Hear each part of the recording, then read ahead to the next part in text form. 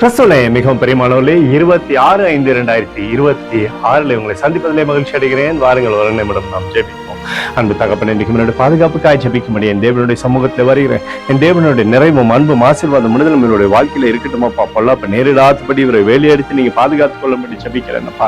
தீமைகள் வராதபடி நீர் வேலி அடிப்பீராக. இயேசு கிறிஸ்து சிந்தின பரிசுத்த ரத்தத்தை இவர் மீதும் ஒரு குடும்பத்தின் மீதும் செய்கிற சகல காரியத்தின் மீது பூசுகிறேன்.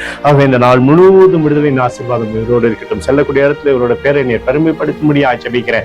எரேமியா 39:18 படி உன்னை நிச்சயமாய் விடுவிப்பேன் என்று சொல்லி எழுதப்பட்டக்கூடிய வார்த்தையின்படி எப்பொழுதும் உன்னுடைய விடுதலின் கரம் இவரோடு இந்த அற்புதத்தை செய்வதற்காக நன்றி. இயேசுவின் நாமத்திலே ஒப்புக்கொடு ஜெபிக்கிறேன் நல்ல பிதாவே, ஆமென். பிரியமான ஜெப பங்காளரே, ஒரு நிமிடம் நம்ம இந்திய தேசத்திற்காக ஜெபிப்போம்.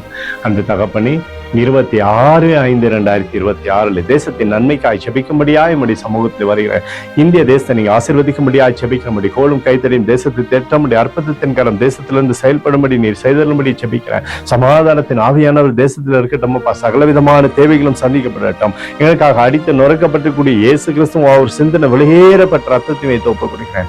அத்தோடு இந்திய தேசத்தில் எழுப்புதலை தரும்படியாய் ஜெபிக்கிறேன். எழுப்புதலை தருவீராக, எழுப்புதலை தருவீராக, எழுப்புதலை தருவீராக.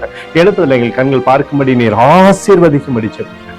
நேற்றும் இன்றும் என்று மாறாதவராகிய இயேசுவின் நாமத்திலே ஒப்புக்கொடு ஜெபிக்கிறேன் நல்ல பிதாவே, ஆமென்.